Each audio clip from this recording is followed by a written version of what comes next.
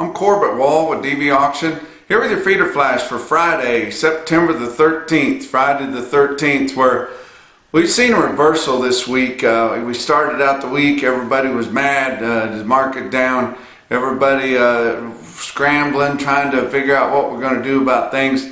But then again, your negotiated fed cattle sellers were anxious to take lower money again on a Monday, forgetting the golden rule that if packers come in to the market and are bidding early in the week, that means they're hungry for cattle. You probably got a little bit of leverage there, but some cattle sold early in the week, and it was interesting as we found out that even in Texas they had sold some cattle 96, 97 on a Monday, which was lower than what they had last week, and was trying to get that advertised as the market for this week, but not too much sold, just a little bit here and there. And then I'd heard rumors that it was mostly on junk cattle. Well, sure enough, later in the week I get a call from a man that told me that that some of those cattle that was sold on Monday was his, and I thought, oh boy, here we go, somebody mad because I called their babies ugly. But he said, no, you said that they were junk cattle. He said, yeah, they were Longhorns. They were all Longhorns, not part Longhorn or Longhorn Cross or a few Longhorns on them. They were 100% Longhorns. Now, don't get me wrong, Longhorns have their place. They make good pasture art. If you can get a solid colored Longhorn bull that doesn't give you too much trouble, he can be good to put on some heifers. There's things that Longhorns are good for.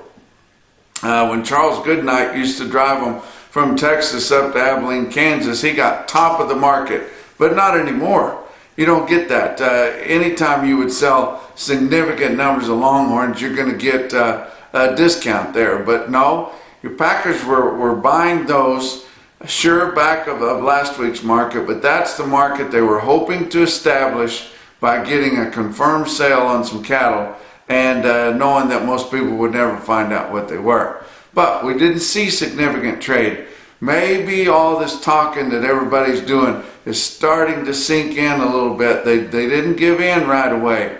A few of them did, and likely to get rid of some junk cattle and things like that they needed to do, which a lot of times will kick the trade off. But they didn't do that, and then we waited a little bit, and just the little bit of resiliency that the industry showed, your fed cattle sellers showed, kind of sparked your board a little bit, along with some rumors that we might start getting some trade out of China eventually. Now we'll see. Who knows? But we did see a reversal this week.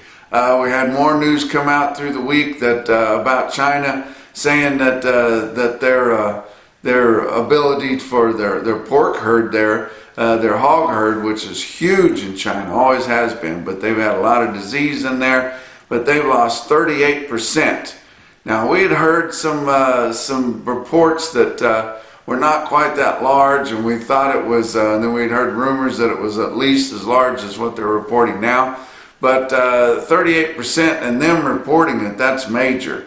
We don't make that many hogs in the Western Hemisphere, guys, because they just make so many hogs over there. They've got just eons of people to feed, and they're running out of that. They're bound to be getting hungry. They've got Canada shut off too, so it's just unbelievable that we can't get something going there, and hopefully we will. It's getting closer. We've got some deals with the European Union in the works. We've got the Japan deal kicked back off. At some point, China's going to come back in there. We've got a Korea deal going. We got to give President Trump some credit there. He's starting to get some things going. And but anyway, the board really reacted well middle of the week. Whether or not we've established our bottom, and the bottom might well be that handful of junk cattle that they sold there early on Monday. It might be the bottom for this whole crash here, but we don't know for sure yet. But we did see the board really come back strong, and it boosted moods and helped everything a little bit. But I don't think it's going to douse everybody's feelings about needing to get active about seeing changes in this industry. We've seen since the fire at Tyson and Holcomb, Kansas, that we're very, very vulnerable, extremely vulnerable, and it's scary how vulnerable we are. And whether or not we couldn't get all the cattle harvested or not, which is not the case, but still we've got to get a little bit more leverage back in this thing. We've got to get more producers having more say about their cattle, and we've got to get some more packing infrastructure in here and split it up a little bit, not just the big four. We've got to get some more regional top packers in here and start getting a little bit more leverage back in there. A lot of people talking this week. I talked to a lot of people that were making calls to their congressmen and women. A lot of people that were getting active in their local associations, if not national associations. A lot of people making calls trying to get maybe interested in doing a cooperative marketing of fed cattle, like with CVP or Producers of Omaha, but some cooperative type marketing agents to help them sell their cattle. A lot of things kind of happening this week, and I think it's all positive.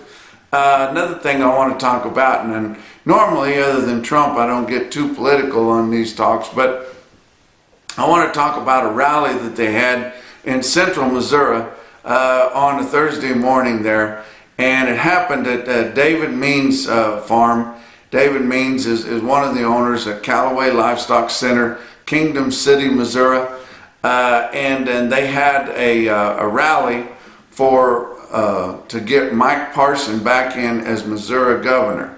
Now, I would say re-election. He was never actually elected governor because he was elected lieutenant governor, and then when the governor that was before him ended up resigning, then he got promoted in there. But people, and especially the rural people in Missouri, have come to embrace him, and he's good for agriculture. He's a good leader, and so they're wanting to help him.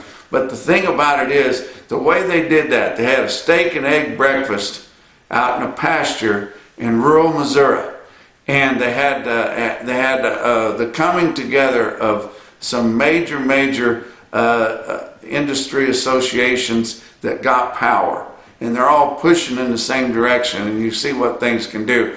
They had the Missouri cattlemen there, Missouri pork producers there, soybean and corn growers both there, and the Farm Bureau.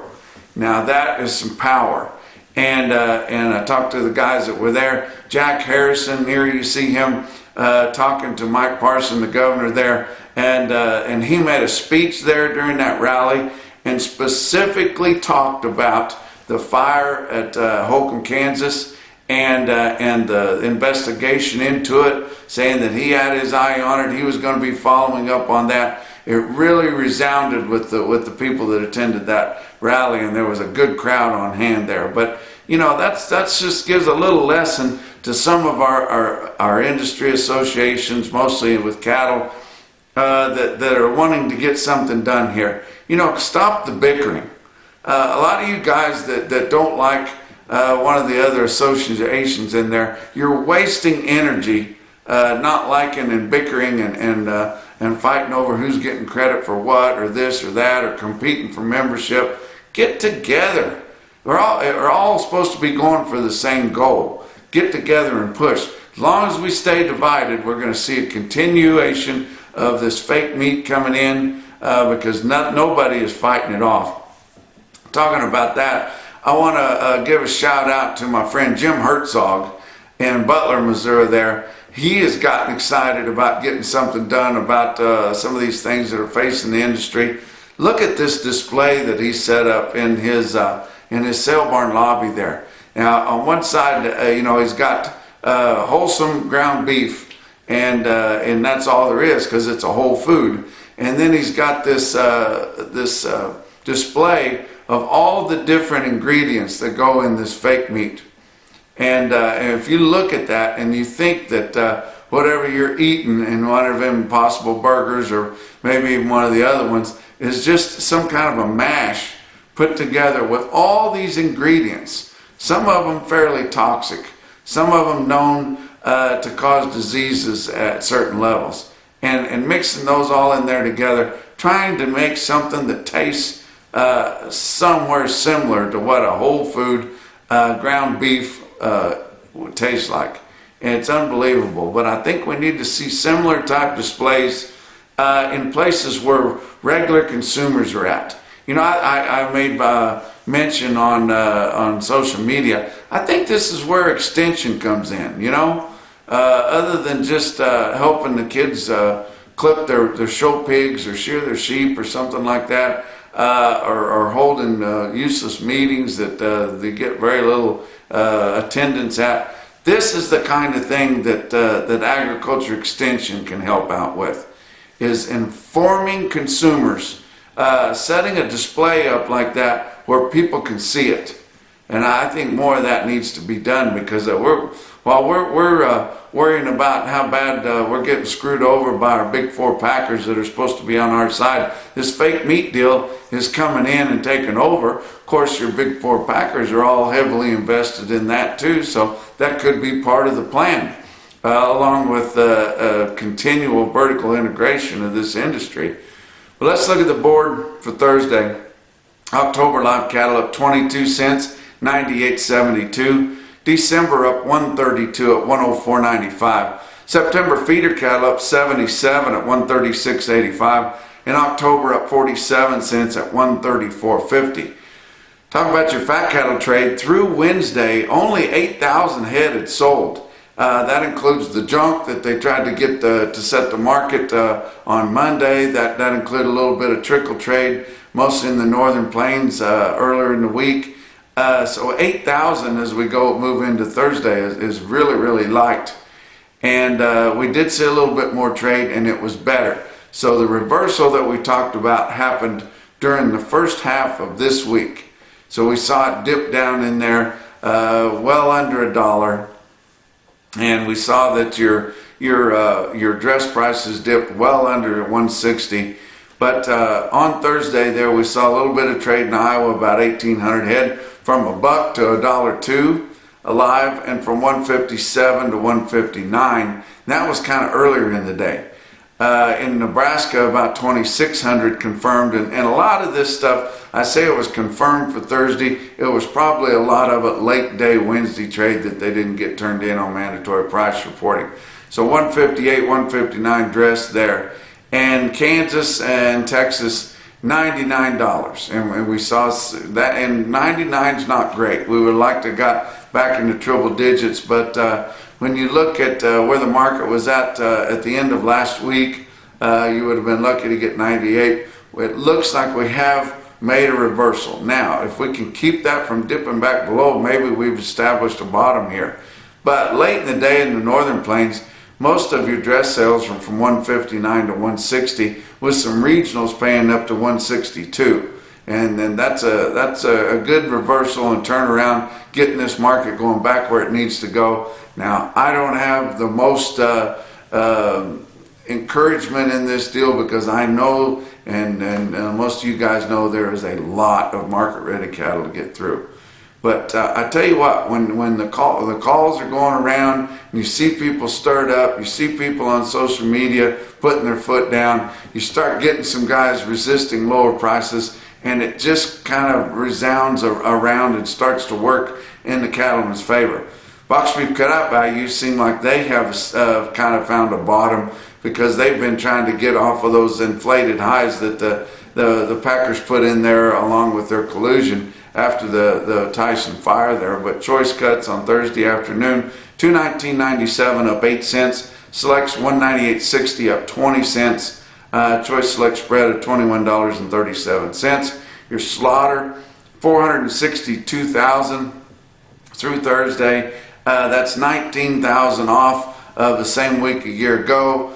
We expect to catch up most of that on Saturday. We'll see how it goes. Your actual slaughter for the week ending August the 31st had an average dress steer weight of 884 pounds. That's the same as the previous report. So we've kind of established ourselves there. We're not way behind selling these cattle, even though the market's been tough and we haven't seen a whole lot of negotiated trade. guys have been moving the fat cattle fairly good. Let's talk about some feeder cattle markets. Your real-time index on Cattle Market Central late in the day on Thursday at 136.21. That was up 59 cents, so we're starting to see recovery there on your yearling feeder cattle too. Pratt, Kansas had a good sale, 2,200 head there. The market reporter called the feeder steers from 8 to 950 pounds, $3 to $4 higher, and other weights and classes not well tested. Well, if you look at the Cattle Market Central market report, automated report right from Pratt there at Winter Livestock and Pratt, you'll see that indeed your best tested weights were your 8 and 900 pound steers, and everything else was kind of light. Let's look at some of those best tested weights. 570 head of 8-weight steers in Pratt, Kansas. They averaged 845 at 138.55. 531 head of the 9 weights were kind of on the light side of 9s. Averaged 935 at 130.27, and both of those would have been a little bit stronger. If you looked at that market report, you saw that the 7 weights, even though they were lightly tested, were sharply higher. The main reason for that was your individual quote, 73 head of 704 pound, fairly thin flesh steers at 157. Another sale in northern Kansas, Farmers and Ranchers Livestock, Salina, Kansas, about 1,650 head there. Feeders were steady to $4 lower. Individual quote there at Farmers and Ranchers, 59 head of 867 pound steers bring 139.35. And that's your feeder flash for Friday.